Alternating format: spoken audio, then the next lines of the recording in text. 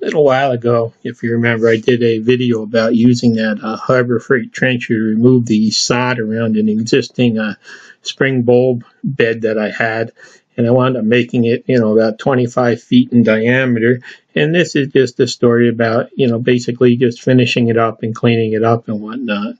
I did wind up getting some mulch. I have a sawmill up the road from me that makes their own mulch. They use all the wood byproducts and bark and whatnot, and they grind it up and have it dyed, and it makes a real good mulch for use away from the house.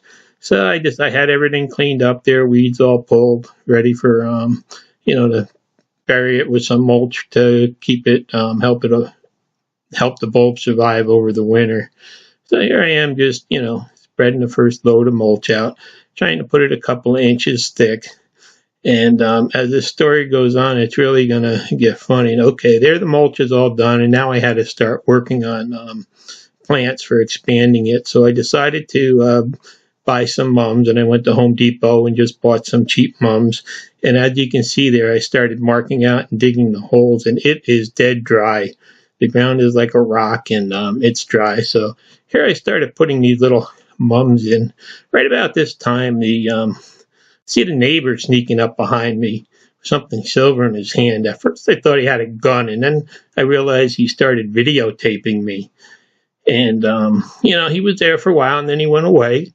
And about a half an hour later, the state police pull up in my yard, and the neighbor complained that I was videotaping them in their yard while I was out here making my flower garden. So, the guy's an idiot, and we've been fighting with him for many years over a business that he's been running and putting up with a lot of stuff. So basically, someday I'm going to do a video about everything we've gone through with these people.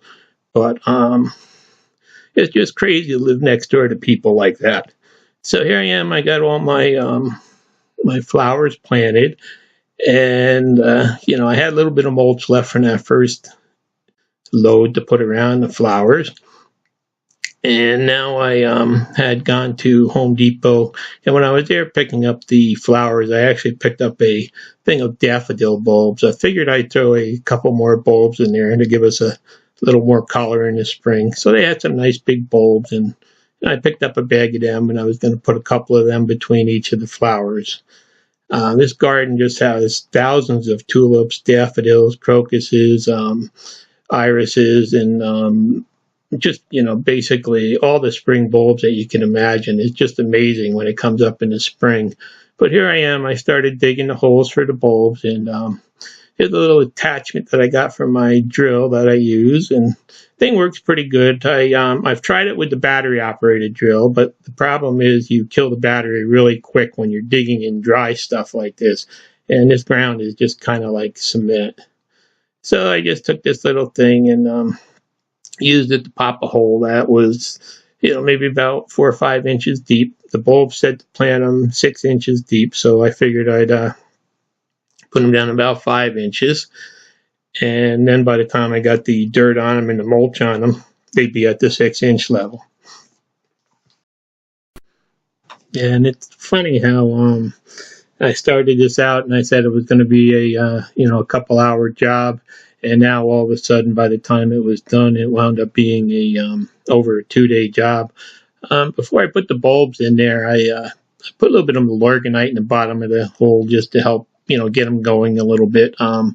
It's not really a strong fertilizer, but it does provide a little bit of starter food for them, the way I see it. And then just, cover them over and just go back and put a layer of mulch on them.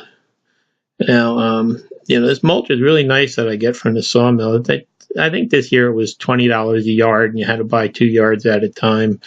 And I've used it in the past a lot, and it really works good. The only thing you have to be careful of it is it has no chemicals in it to treat the bugs or kill the bugs.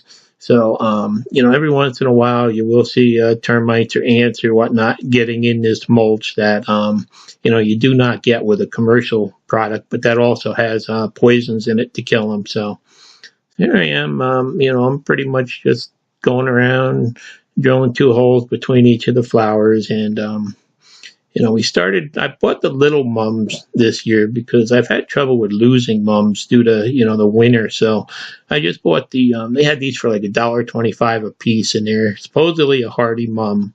And I'm hoping that next year they'll double in size, but, only whatever the winter is will depend on how they come back next year, I guess. So I won't lose much if it should be a bad winter this year.